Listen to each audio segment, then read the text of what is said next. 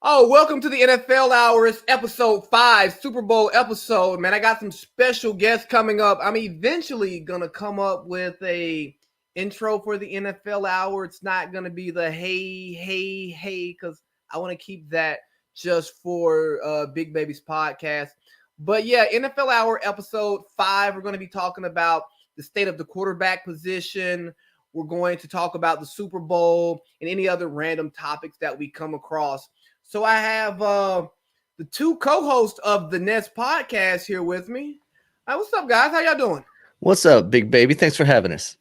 Man, no problem. For one, thanks for coming on. It's been a long time coming. Yeah, we had you on our show several months back, and we finally got the invite. So I guess we're finally back in your good graces. So y'all were always in my good graces. I was going through a crazy, let me talk about social justice, and I wasn't like hammering down on full sports shows yet. And I was trying to figure out how I was going to pivot into sports. And that's what I was waiting on. And I guess a month or so ago, I decided, hey, I'm going to just do a straight NFL show on the feed. And I'm going to carry this for, I don't know, while the off season is hot enough. And then I let it die down for a little bit, then bring it back once NFL season starts. So, and want to do it right. Do you actually live stream on Facebook and YouTube and all that stuff? If so, I'll go ahead and share it out to some of the groups that we're a part of. Yeah, we're live streaming. All right, cool. I'll share that. All right, appreciate you. All right, so the Nest. I've been following you all kind of since your inception. Brandon, used to ask me different little things that I was doing when I first got started. Then I started picking y'all's brain for different stuff. And it's been like a great behind the scenes relationship. Mm-hmm. What is the Nest podcast? Zach, you want to take that one? Yeah, so the Nest stands for Nerd Entertainment and Sports Talk. So basically just a molding of two different worlds. Nerd entertainment being movies, video games, TV shows, and then obviously we cover sports. Our big three are football, baseball, and UFC. But if there's something huge going on, we'll cover whatever else is going on in the sports world. Like Courtside Karen? Yeah, that was a good one. That's wild right there. Leave it to an Instagram model to be out there trying to pick a fight with LeBron James. Yeah, I was just telling some people in the group text that I wasn't going to give her any attention, but it's just too easy. It is. Easy target. Just like the World Series flasher putting up the Holly Boob sign. Do you see that one? I did. Jeez. So one thing I do like about y'all is I actually get a little bit of UFC. I get a little bit of baseball because on most of the pods that I listen to, I'm not going to a straight UFC pod. I don't follow baseball like I used to anymore. I'm watching playoff baseball. I'm getting pissed off at my Braves for letting me down. Yeah, and we do tend to talk about the Braves because a lot of our fan base are Braves fans. A lot of our listeners are in the southeastern part of the United States, and they tend to be Braves fans. We have a lot of Falcons fans that tune in because we talk a lot about the Falcons because one of our regular returning guests, I guess you could call him, is a big Falcons fan. So he always wants to talk about the latest flop of the Falcons and stuff like that. So it is a lot of fun. We talk a little bit about everything because we looked around and we were like, ESPN Sports Center, they've been doing this for years. They've got all kinds of viewership and all this stuff, and they bounce around from all these different topics, but they tend to suck at what they cover. So we wanted to come in and give our take on it and do it a little bit better than what they do. Don't you just find yourself, and maybe because you're now doing the podcast and you're 131 episodes in? We just wrapped up 130 last night, but we've also done multiple other episodes that we didn't count as far as the weekly running show. Yeah, so when you get that far in, you start watching different shows on TV, and I don't know about y'all, I start producing the show in my head. I do. I make out the show every week. I kind of lay it all out how it should go, and then almost every week something goes wrong or different than I originally anticipated. The planning process is so fun, and I can't even imagine because y'all, for one, y'all are a team, and then you have your regular guests, as somebody who pretty much works by myself. It it's easy-ish to produce the show because it's like, oh, notes in my phone, notes in my phone, notes in my phone. Okay, let's turn this notes into research, and then boom, let's go. But you talked about how Sports Center, ESPN, and shit, they suck on a lot of stuff. You go there for, especially the talk shows. You go there to get some type of insight that your naked eye isn't going to see, that you're like that you just can't analyze with your knowledge, or you don't have the sources to get the behind the scenes information. And then all you get is LeBron versus Michael Jordan and Dallas Cowboys. And it's like, hey, can you please pivot and give me something? I get that you got to do your numbers, and I don't expect the Falcons rabbit hole conversation on a national TV show. But my God, I don't need to hear Dallas Cowboys for 4 fucking segments. No, I agree. It gets ridiculous. And, for us, one of the things that we always look back on is last night we talked about the Deshaun Watson possibility of him being traded. And with their GM coming out and saying that they have no intentions of trading him. And we talked about the idea of like, well, what if he just decides to opt out for the season? What if he just says, well, screw you guys, I'm not playing. And then today, the news broke that he's kind of thinking about that option. And we're like, we just talked about this. We covered it first, before Sports Center covered it, before Barstool got a hold of it, we were already talking about it. And that's always a nice little feather in our cap. Yep. I'll tell you, it feels great when you have a take, you put it out there, and your fans hear it, and then you hear the national stuff, and it's like, are you listening to my show? Like, are you still in my shit verbatim? Like, do you have like, how, I don't know if you heard, but like Kevin Hart allegedly has writers who go to comedy clubs and steals jokes for him. It's like, are y'all sending y'all's people out here to listen to my pod just to steal takes that I can't prove that you took because I'm a nobody and you're the fucking mothership? I'm 100% convinced that Pat McAfee was watching our show last year or last summer, because almost every single take that we had, he would recycle the following week on his show. It was creepy. Like, there was one specific one, and I can't remember what it was, but we said like a name of something, and he almost said the same name verbatim, and it was like a made up thing, and it was insanely accurate. And it was like, just who the hell is watching this show and copying all of our shit?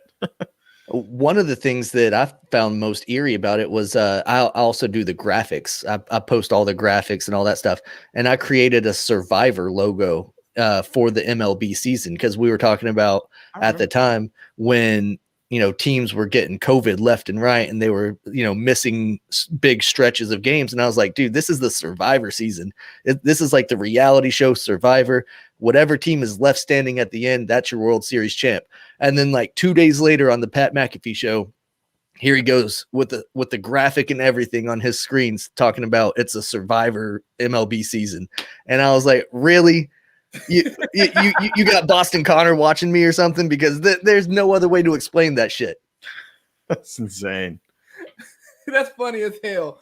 While we're here, real quick, I made this topic quick because I don't think I listened to y'all's show from yesterday. Pro Bowl. Did you watch it? How did you feel about it?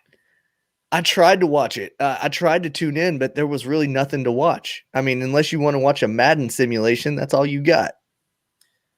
The Pro Bowl, and again, y'all talked about it. No, it's boring. It's bad football because you're not playing hard. And the only thing that I enjoyed this week was I watched the Jalen Ramsey versus Nuke Hopkins versus, and just to have them two having a conversation, and they're like talking shit with Dion and with the MJ Acosta. It was fucking hilarious because they're comfortable. They're in their element. They have their sunglasses on. So it leads me to believe that they're feeling good. Mm-hmm.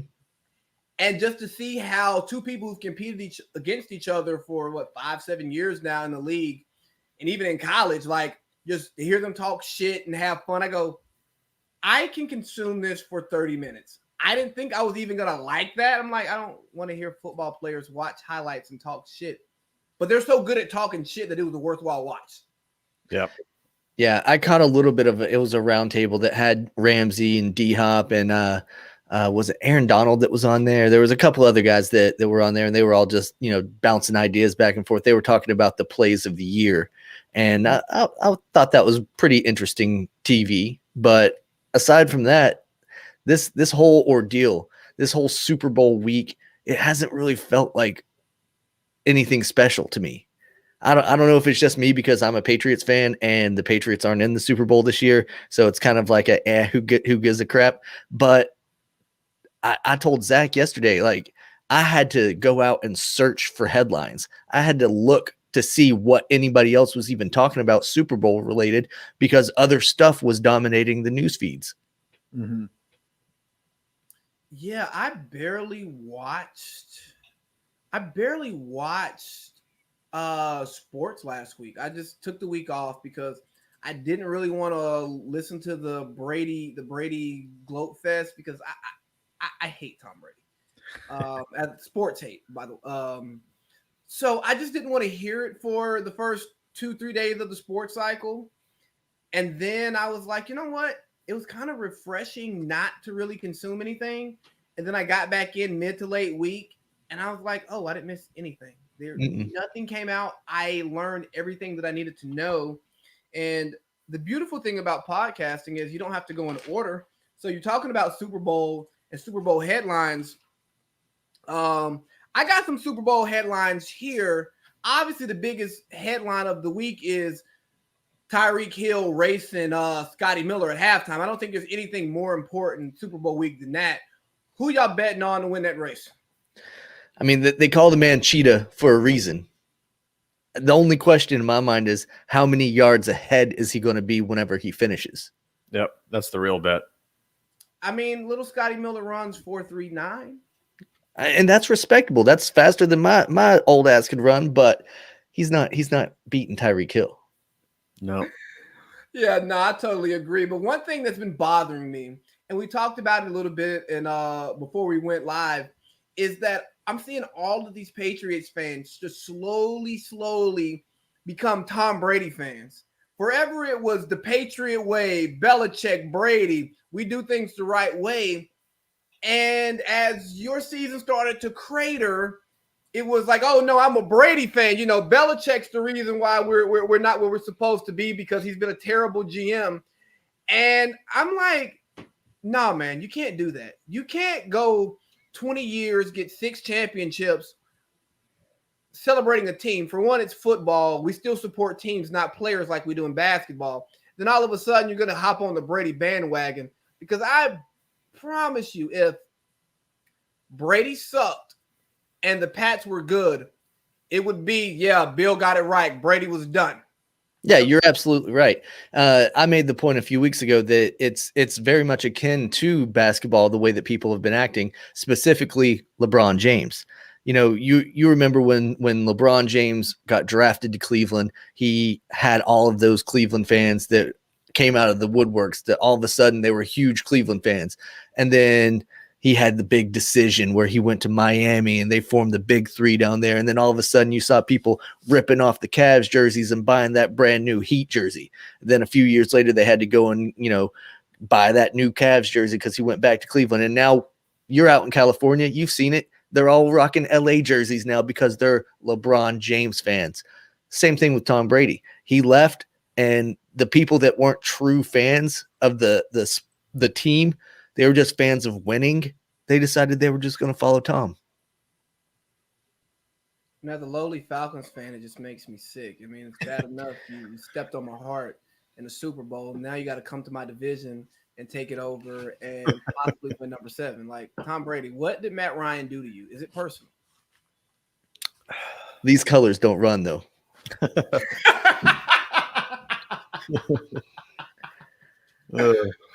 Oh my goodness.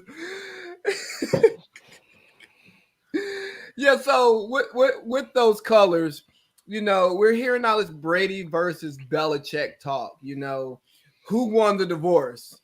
Well, for one, you don't know who won the divorce 1 year later, in my opinion. You got to see how the bounce back goes. Just because Brady bounced back quicker than Bill, it doesn't mean that Bill's not going to bounce back better than Brady. So I'm still Team Belichick over here. Do your job and all of that stuff, just rooting against Tom Brady. But on a more objective note, I just think it's too early. And I think it's, again, talking about these networks coming up with BS topics. This is just another one of those BS topics that they're using just to get their hot takes out there. But it's honestly too soon to say who won the divorce, because with the offseason that we had, with the opt-outs, who really expected the Patriots to be a contending team this year? Nobody. I would have told you before the season started, this is going to be the Buffalo Bills year. The Buffalo Bills are going to win the AFC East. I was preaching that all off season. I was the one that was saying Tom Brady needs to leave New England because there's no way that they should be paying this man $25 million to put up mediocre stats. The only reason that his stats are so inflated this year is because look at the team that he went to. You know, they built a juggernaut down there with Evans, Godwin, Antonio Brown tagging along, Gronk coming out of retirement, signing Leonard Fournette whenever the Jags inexplicably just cut him. You know, Ronald Jones coming into his own this season. They've got a squad. Cameron Brate, you know, the list goes on and on and on. The Brady Bucks are for real, but he left a team that was in shambles. And you mentioned it with the opt-outs. There were 8 players from the New England Patriots that opted out this year, more than any other team in the National Football League. They were destined to be mediocre from the get. They had rookies filling in leadership roles. They had Cam Newton with all of his question marks coming in there, trying to learn a new system, trying to adapt a system to his style. It was just not going to work from the very beginning. And like you said, you can't really judge this divorce off of one season. Yeah, and you know, Danny Amendola came out yesterday, Monday, on First Things First, and he talked about the Patriot Way, and talked about how, you know, you look up the Patriot Way, you see Tom Brady's picture in the dictionary. I'm paraphrasing him. And a couple weeks ago, I think on the first episode I did of the NFL Hour, I talked about the Patriot Way being dead because there is no Patriot Way without Bill and Tom together. And, you know, I felt a little good to hear Danny Amendola say that. But it kind of sounds like Danny Amendola is the bitter ex. Yeah, my question for Danny Amendola is, how does Tom Brady's dick taste? Because that's all I heard from that interview. Because Tom Brady made this man's career. If it wasn't for those 4 years, 5 years, whatever it was that he was in New England, he would be out of the league by now. When he was playing in St. Louis, he was trash. He became something as a slot receiver for Tom Brady. Since he left, he played for Miami and Detroit. What's he done? Right. I'll wait. Nothing. Right. And I think that's the effect that Tom has. Tom, for most of his career, has played with guys you'd never heard of. The biggest guy that we know that he's played with is God damn, I can't think of his name now. Moss? Yeah, Randy Moss. And obviously he's made a name for Julian Edelman, but those guys aren't huge superstars. You know, the players that Tom Brady played with for the past 2-3 years, I wouldn't necessarily call superstars. He makes players better. And I guess if N'Keal Harry's going to be a star? Who? N'Keal Harry? I don't think so. I think he's just I don't know if he'll be in the league here pretty soon because he's just not doing much. He's not doing anything. Right. So. Yeah, man. I get being a Brady fan. I get supporting your guy. But at some point, you got to have some dignity and some self-respect. And like the whole comment that Amendola said, and again, I agree to a certain extent, but he's like, oh, yeah, well, the coaches, they were there, spend all their time putting us in the right positions, but they don't throw the ball. Well, do you know how many coaches don't put their players in the right positions? Like, look at Detroit where you went. They're a godforsaken franchise. Like, God has not looked at them since I don't know, ever. Like, they get a sprinkling of talent and it goes to waste. You ruined two of the greatest players at their positions careers with Barry Sanders and Megatron. Like, Barry played 10 years, Megatron played 9 years. It's like, nah, bro, I just don't want to play the game anymore because I'm in Detroit. Yep, it's a meat grinder. Amendola has scored 2 touchdowns since he left the New England Patriots. Jesus Christ. He scored 12 as a member of the New England Patriots. Yeah, that has something to do with Tom Brady, but you also got to consider 2 of those years he played in Detroit with Matt Stafford, who just got a king's ransom from the LA Rams because he's one of the best quarterbacks in the league. So how is it that guy who is one of the best quarterbacks out there that they're willing to part with so many freaking draft picks for, and then he couldn't even find Amendola in the end zone? You know, he's only got like 1,500 yards since he left New England receiving. That's not just a quarterback making that difference. That's coaching. That's, you know, the Patriot way, if you want to call it that, by doing the right thing, putting your players where they're supposed to be, knowing the game plan, knowing how to run your routes. He lost that when he left New England. Yeah, you know, we're talking about Detroit and you bring up Matt Stafford and the Rams do it again, right? I mean, they don't have a first round draft pick till like what? My kids in college? Is that what it is? So, short term, who do you think won the trade? Short term, I would probably say the Rams because they do get the upgrade at the quarterback position. But long term, they just blew their entire franchise up. They're in a win now or bust mode. They are, but here's the thing though. This isn't their first, like they haven't picked in the first round since they picked Jared Goff.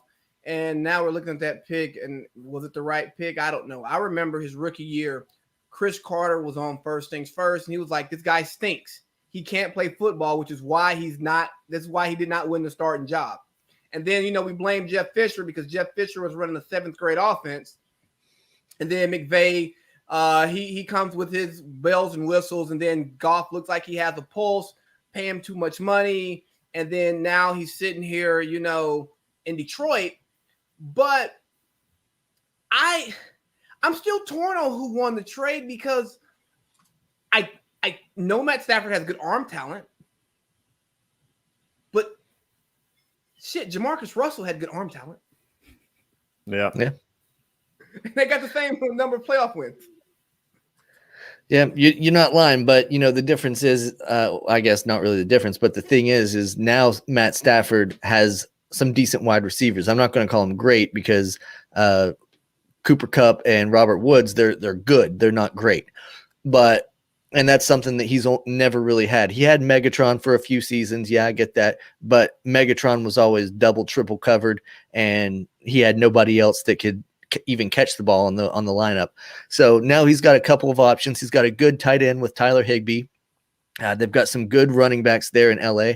So let's see what he can do with a pretty good offense. Oh, and by the way, that Rams defense is pretty good too. So they won't have to score 52 points a game to win these games. I'm going to go ahead and say that Matt Stafford's going to win him at least one playoff game this coming up season. Yep. He better. I mean, this is his chance. If he's what everyone says is a great quarterback in a bad team or whatever, well, now's your chance. You got out of Detroit, make something happen. Yeah, and you talk about the draft picks. I think it's we overrate what that means because I don't trust Detroit's front office to properly use those draft picks. I mean, they took a corner when they needed a quarterback. Again, I like Matt Stafford, but you know you're getting ready to rebuild. Matt Patricia was terrible. And you could have taken, you know, Herbert, Tua, take your pick of one of those two. But I'm starting to see that there's no more middle class of quarterbacks in the league now. You're either It's the haves and the have-nots. It is you have a top-end quarterback that you're in love with, or you have a bridge quarterback while you're looking for your next best quarterback. Because if you look at all the teams who are moving quarterbacks, it's really crazy to see that you trade Goff for Stafford. Like that's unheard of. Then you have 49ers just right up the road trying to get off of Jimmy Garoppolo. They're offering their team for Kirk Cousins now. You see all that? Yeah, like I get Shanahan have the relationship with Kirk Cousins, but come on, man. Well, I mean, it's the same thing. Brad Holmes, the new GM in Detroit, has a relationship with Jared Goff. He was the one that was in the locker room there in LA whenever they drafted him. So, I mean, these NFL connections, they usually end up coming full circle. Yeah, and that has a huge effect in the coaching realm, but that's a full podcast. But let me see who else has a quarterback on the move, because I mean we got Deshaun who's requesting out, and is he trying to? It's the NFL offseason is starting to look like an NBA offseason with all the movement, all the talking, all the storylines. I mean, it's Super Bowl week, and we're caring more about a Stafford for Jared Goff trade, Deshaun Watson, than we actually are about the damn Super Bowl game. Do y'all think they actually moved Deshaun Watson? Zach? No, I don't think they do before the season starts. Like Brandon said, they've come out and said they do not want to trade him, which I totally understand. If I had one of the greatest quarterbacks in Texas, in Houston, Texas, Texans rather, history, I wouldn't want to get rid of him either. But I don't think it's up to them. I think it's completely up to Deshaun Watson. And if they don't decide to trade him, then I expect him to sit out for at least the first 4 or 5 weeks of the season. I think his price will go down if he does that, and then he'll be on the move. I do not expect him to play in a Texans uniform ever again. So what about those fines that he misses for every time he doesn't show up for training camp, he doesn't show up for a game? Do you think he's going to take that into consideration? No, I think that's chump change. I think he's sick of the Texans organization. I think he's just had it with them. They didn't get his guy that he wanted for head coach. I mean, they traded away his absolute best wide receiver he's ever played with. Why would you stick around? Why would you play for that team who is notorious for wasting players' careers? You talk to J.J. Watt, you talk to Andre Johnson, Arian Foster. Those are guys who are great at their positions, and they basically floundered in Houston because they never built anything. Yeah, I agree with that. I think that he's going to kind of push or force the envelope a little bit, so to say, and he's going to start sitting out. He's going to at least threaten the fact that, hey, I'm not going to come and play. And then the Texans are going to scramble. You don't want to go into the season unsure if your starting quarterback's going to come in there. You don't want to start the season with whoever their backup is, Colt McCoy or whoever it is down there in Houston. I'm not sure of their backup, but you don't want to start the season with that. You want to at least pull some strings and get something in there, something in place. I mean, hell, maybe Jimmy G is the answer, and maybe Deshaun ends up in San Francisco if they're willing to deal him. Who knows? But I agree with Zach. I don't think he plays in Houston. So I've been listening to a couple of football guys in the media talk about it, and they're like, the Texans don't have to do anything. Like, players don't control the narratives. They don't make decisions. Like, it's the agents, making all this noise in the media, and they're trying to win the war of public opinion, but that doesn't change anything for football. Like, no, he's going to show up, he's going to play football. And I say, yeah, maybe 5 years ago that works. But when you have an organization who the former owner said some things that he probably should have not said aloud. Even if you feel that way, I got you. You should just know who you're employing and how that makes them feel sometimes. And then the thing, though, is don't tell me you're going to include me in a process and not do it. Like, you could have just not told him that, hey, we're going to have you in the loop for GM and coach. And he may be disgruntled, but he's still there and he's still quiet. And now Nick Caserio has the opportunity to start to build that relationship with him from a place of good hope. And did you hear what Brett Favre said? No, what did he say? I don't think so. Brett came out and said, I'm old school. I think Deshaun's not handling this the right way. He should just, show up and be there because he's getting paid a lot of money. Brett Favre, the man who at the end of his career was bouncing around from team to team to team because he wasn't happy with the way things were going. He wasn't happy that the Packers drafted Aaron Rodgers to come in behind him. Come on now, Brett. Yeah. He took one too many shots to the head. That's also easy to say coming from a guy who got a winning team behind him and was able to make it to a Super Bowl and win one. Deshaun can't say the same. Yet he said words to the fact that, you just go out there, you play, the chips fall where they may. And it's like, hold on, Brett. You were saying you were going to retire just so you didn't have to go to training camp anymore. And then you would come back. Like,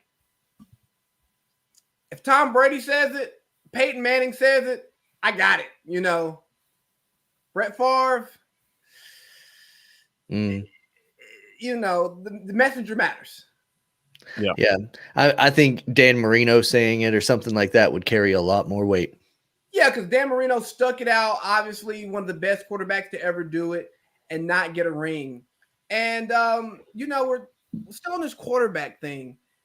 The 2016 quarterback class has been a very, very interesting class. We got Goff, who just got traded. Wentz, who the new coach has not committed to Wentz as the starter, which I think he will be because the owner is going to set the lineup. And then you have Dak, who may be the best quarterback in that class, but he hasn't got paid yet. And coming off that injury, that may be another question mark for him. Is he going to be able to be mobile like he was in the past?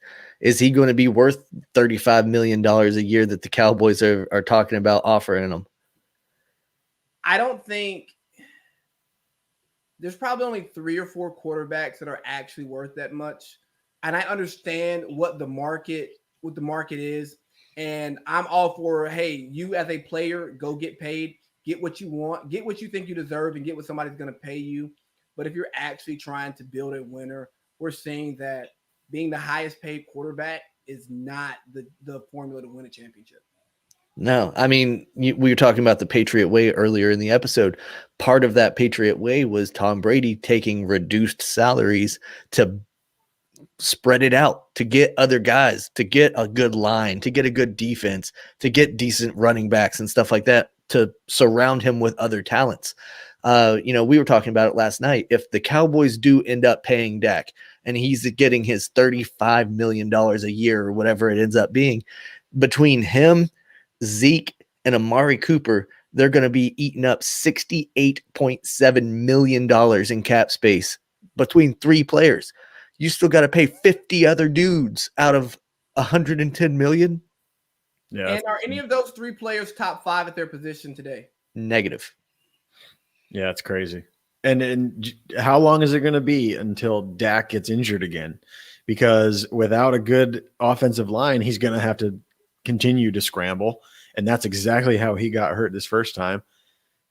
I don't know. That's a big kind of bet to take. And I get it. Like you said, baby, I understand going for the money because you never know what's going to happen. You might as well get as much as you possibly can. But with that, you better be ready to not ever win a championship. And especially in Dallas, they've already paid all those people all that money. There's not going to be any left for anyone else. Yeah, I totally agree. And when I have these conversations, I always have to look at it through 2 different lenses. I look at it from my personal lens. I want the money. When I played football in high school, I played DB. I'm not winning or losing the game. So with that mindset, I need my money. But then if you're looking at it as a team builder, it's how do I maximize each dollar under this hard salary cap that we have in the league, which I really think salary caps should be abolished. I don't know why we have salary caps. If somebody wants to spin, let them spin. But again, conversation for another day. I earlier talked about there not being a middle class for quarterbacks anymore. It's either you're good or you're gone. And with some of these Deshaun Watson rumors where he could possibly end up in Miami, I see that as, Tua, if they make that trade and they attach a draft pick, Houston may still go draft a quarterback. And now Tua's sitting in no man's land. And do y'all think Tua could become the next Josh Rosen? I think that could be a possibility. I mean, he came in and he made a few good plays with the Dolphins this year. And the Dolphins, I mean, I know they didn't make the playoff, but that was a playoff caliber team. But they were only a playoff caliber team because Ryan Fitzmagic bailed him out. He came in and late in some of those games at the end of the season and won when they should have probably lost because Tua wasn't able to do anything. He's too afraid to throw the ball downfield. He's too afraid to really get out and do anything on his own. And, you mentioned Josh Rosen. He's had probably the worst luck of any quarterback in the history of the NFL with where he's ended up and the way things have gone. But if he's part of this Deshaun Watson trade, Tua very, very well could end up in that same conversation. Yep. All right, so let's get back to the Super Bowl a little bit. Let's talk about, the two headliners. We got Tom Brady versus Patrick Mahomes, the GOAT versus the best player in the league. I know y'all are a little bit old school guys like myself. How do y'all feel about using the term GOAT to describe multiple people in the same industry? I hate it. There can only be one GOAT. I hate it when they're talking about multiple people in the same industry. I hate when they're talking about, oh, well, he's the GOAT of the 90s and this guy's the GOAT of the 2000s. Kind of like the Michael Jordan, LeBron James kind of argument. No, greatest of all time means you're the greatest of all time, not the greatest of a specific decade. I don't know why people can't get that distinction through their heads, but it is what it is. What was that? Participation trophies. Yeah. That's our culture these days. But with football specifically, Tom Brady is the greatest of all time. And until he's no longer the greatest of all time, you can't say like, oh, well, Patrick Mahomes is the GOAT of this generation. It's either you're the GOAT or you're not. Right. I've heard a lot of people say that Tom Brady may be the GOAT, but Patrick Mahomes is more talented. I think that's yet to be determined. I mean, yeah, he's doing great right now. He's won an MVP, Super Bowl MVP. His career is not over. Some crazy thing might happen to him and he just completely falls off. He's got to play till he's 43 years old and win 6 Super Bowls to be more talented than Tom Brady, in my opinion. I will say if he would have to, that would get me into the more accolades, because if we're looking at just talent, like throwing ability, mobility, and stuff like that, I think Mahomes has more raw talent. But there are a lot of quarterbacks who have more raw talent than Tom Brady. What Tom Brady has done is maximize his talent for a longer period than anybody else. Like he's been a top quarterback in the league since, let's just say, around about 04, 05-ish, if my memory serves me correctly. And outside of his last 2 years in New England, it's been fucking amazing. Like 13, 14 years of just pure dominance. Absolutely. But I think that if Mahomes can continue at the rate that he's at, and it's going to be weird though, because generationally we're throwing the ball more, so he's going to have more. If he plays, I say 15, 17 years, he will have better numbers than Tom Brady, but I don't know if he will have the winning. I don't know if he'll have the culture behind him that Brady had, because I love Patrick Mahomes, but I think Patrick Mahomes is just like the 18 Warriors. It's not only do you have this great talent together, it's also the perfect fit of talent that creates mismatches that aren't normal in the game, because Tyreek Hill is not Tyreek Hill if he has a noodle arm quarterback. It works because he has a quarterback with a cannon. Patrick gets to use his cannon because he has Tyreek, who's the fastest person in the league. Then he has Kelsey underneath, and he has Sammy Watkins, and he has Robinson, and so on and so forth, Yeah, that's a great point. Yeah. I've long said, take Patrick Mahomes and stick him on the Lions, stick him on the Jets, and then tell me what kind of quarterback you have. Do you have the baby goat there? I don't think so. I think you have Justin Herbert. Yeah, exactly. A good quarterback. You have Phillip Rivers, a good quarterback on a bad team. That's all you have. You hit the nail on the head. It's a perfect storm for him in Kansas City. Imagine what Russell Wilson could do on the Chiefs offense. They'd be unstoppable. Imagine what Russell Wilson could do if he had some personality and he had an offensive coordinator with a pulse. I'm not a Russell Wilson guy as personality. I think he's a great quarterback. But I said, I think last week or maybe 2 weeks ago, Russ can't cook. He can't cook. He's in there making Kraft mac and cheese and hot dogs. Yeah. He's super, super talented, man, but he's missing something, and I don't know what it is. I get what you're saying. He doesn't have much of a personality. He seems like just a come to work 9 to 5, shut up and do your job kind of guy. And I mean, that works for him, I guess, but I get what you're saying. He's missing some spice. Now, Zach had Mr. Unlimited on his fantasy squad this year, and the first 5 weeks of the season, he was talking all about Russ cooking. We even threw him in the early MVP conversation. Oh yeah. But at this point, the fact still remains: Russell Wilson has never, ever received an MVP vote, and it's for a good reason. He can't close. Yeah. He has a few good games here and there. He happened to have a couple of them at the beginning of the season that were strung together, but it doesn't last long. Can we talk about how that was another fake BS narrative by the mainstream media? I love to say mainstream media. But, the MSM.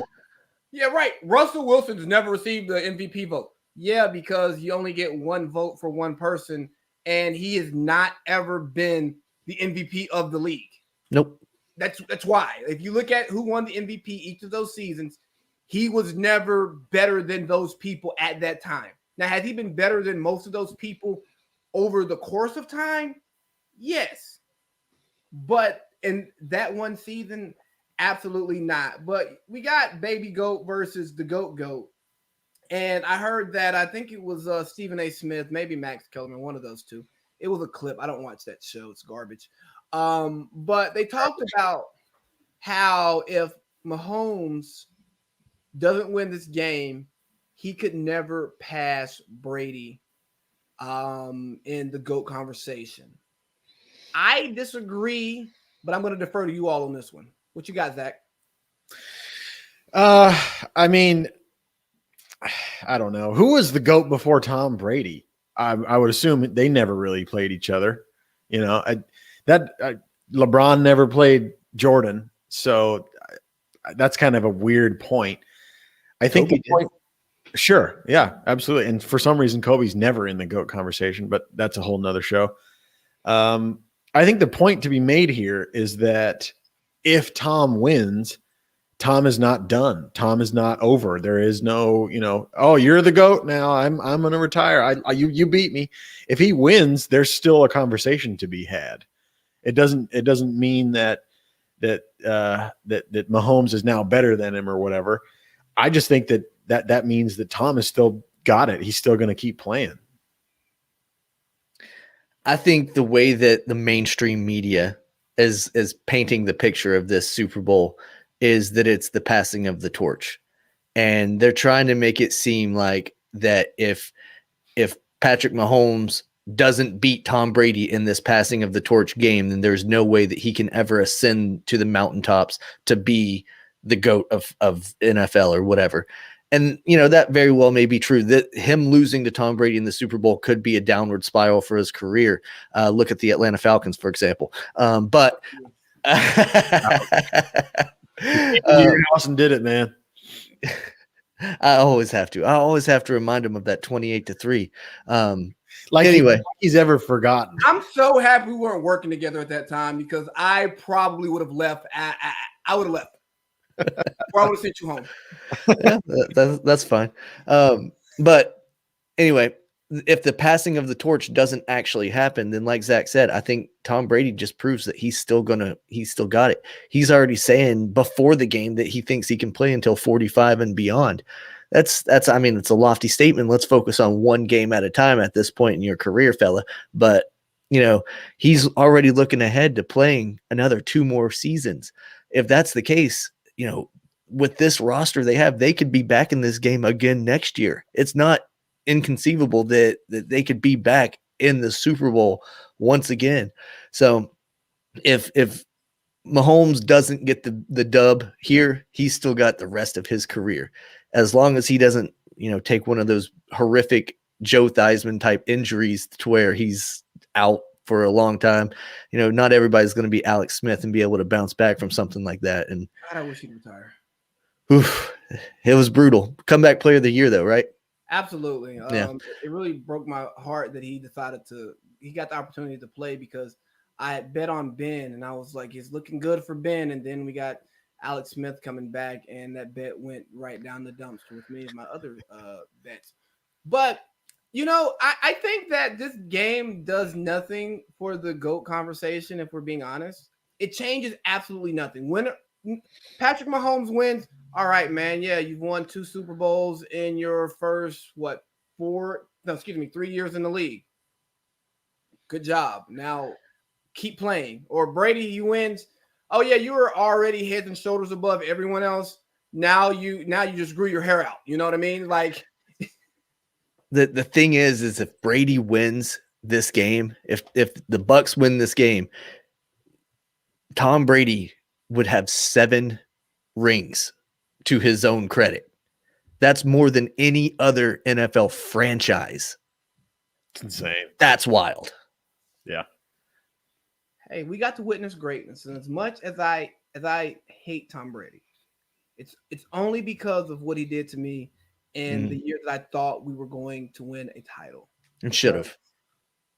Yeah, and that's why Dan Quinn's finally gone, and I wish we would get rid of Rich McKay, get him out of the front office, but conversation for another day. So here's the thing, though. Here's the one cloud that's looming over the game that no one's really talking about. It's not getting enough attention, and it's COVID. Yep. Now, we got 2 Chiefs players who tested positive, but if they continue to test negative throughout the week, they'll be able to play. We got a backup center, Daniel Kilgore, and we got Demarcus Robinson, who's he's like their number 3 receiver if Sammy Watkins plays, but he's behind Kelsey, he's behind Cheetah, he's behind whatever running back they have in the game as well. So it's like, and you still got Mecole Hardman, who's probably faster than Scotty, whatever his name is. And so if the right person, or say the wrong person, tests positive for COVID, but they're asymptomatic, does that story get out, or do we push back the Super Bowl? Well, first off, before I answer that question, let me just go ahead and say that Robinson has 45 receptions this season for 466 yards and 3 touchdowns. So he scored more touchdowns in 2020 than Danny Amendola has scored since he left the Patriots. Christ. So to answer your question now, if Patrick Mahomes gets COVID, if Tom Brady gets COVID, or something like that, I 100% think that the NFL is either going to, hide that. They're going to try to keep that under wraps and not let anybody know, or they're going to postpone the game. They want that marquee matchup. Absolutely. Plain and simple. Yep, absolutely. Either they're going to pull some strings and make it to where they test negative and they allow it or whatever, or like you said, we'll just never know about it. I mean, we're baseball guys, big baby. We covered the World Series hardcore whenever that was going on. Justin Turner tested positive before the game, but didn't get pulled from the game until the 7th inning. That was the stupidest shit ever. Talk about a freaking bad PR move. Can we talk a little bit just about COVID, and not to get too political or conspiratorial here, whatever that word is? I'm all for making the best decision for whatever COVID is. I don't know. I live in California and I've been on lockdown. My home state is Georgia. I visited there during the Christmas time, totally different environment. Both can't be right. And getting into the optics of this whole COVID thing, like in the NBA, oh, you can sweat on each other all game, but you can't trade jerseys after the game. What? Yeah. Or the Justin Turner, oh, you test positive before the game. We're gonna let you get 7 innings in, get out of here. You can't finish the game, but you can come back for the picture. And you don't have to wear a mask in the pictures either. Don't want to mess up the beard. Yeah, you got to be able to see my face in the picture. Look at UFC. Like, what is the COVID protocol for blood in your face? Yeah. At least they have Fight Island, though. Yeah, but now they're fighting all over the place now. They're fighting back in Vegas. They fought in Jacksonville, Florida. They travel international to fight in Abu Dhabi. Come on now. Like, how come they're allowed to travel about the world, but other people can't? So weird. It's optics, man. And that's probably the thing that I've hated most about this is that it's become just so, like, definitely in sports, we're only caring about the optics. It's like, hey, Andy Reid, you're getting fined for not having a mask. John Gruden, you're getting fined. Bro, you're testing them while they're getting tested every day. There's at this point there weren't fans. I know for Vegas Raiders, they didn't have fans in the stands. So everybody who you have here, you're testing. Who gives a shit about a mask if you're regularly testing these people every day? Man, speaking of the Raiders, two things. Gruden wearing the Oakland Raiders hat was a hilarious moment in time. But the owner of the Vegas Raiders, did you know that he did not go to any of those games in person? He didn't attend any of the games because the fans weren't allowed in any of those games. And he said, if they're not allowed in, I'm not coming. And he owns the damn stadium. I was just going to say, you own the goddamn place. I respect that. I respect the hell out of it. I wouldn't do it. No. And, I wish my owner would stay off the sideline because it seems like once he comes down from the booth, the game goes to hell. I do get your point about the masks, though. Like, players obviously aren't wearing masks on the field. Mm-mm. What do you do? Why are you wearing masks on the sidelines? I see some players throw one on the sidelines. What is the point of that? You were just face to face with somebody on the field. You were just smacking into each other. It's like you said, it's all optics. They put on masks, and that makes us feel better because we have to too. And they look at them; they have to too. They're just like us. No, they're not. They're filthy rich. They get away with murder or beating their wives, girlfriends. I shouldn't make those kind of jokes. It's truth, though. They are not like us. That dude's career is done. Yeah, it is. And it's crazy. Again, let's talk about the mainstream media. That got, like, no coverage. None. Like, I don't even know its name. And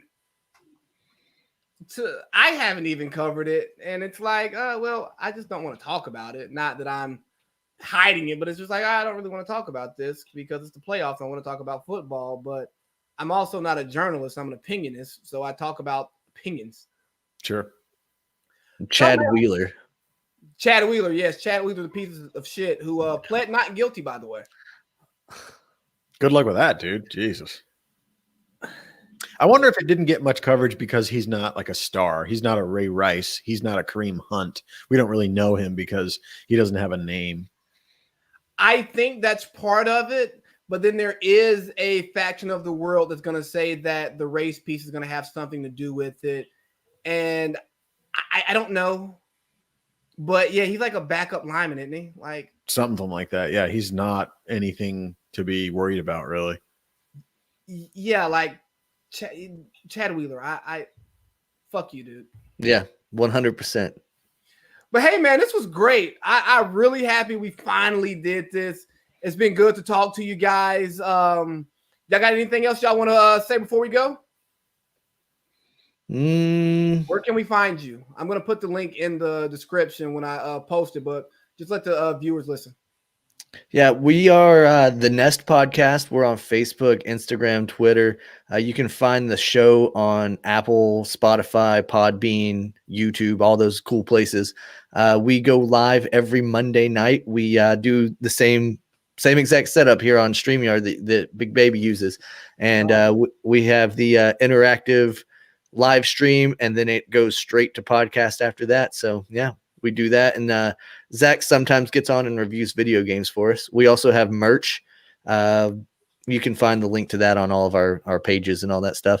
We got Wu-Tang inspired gear. Protect your nest.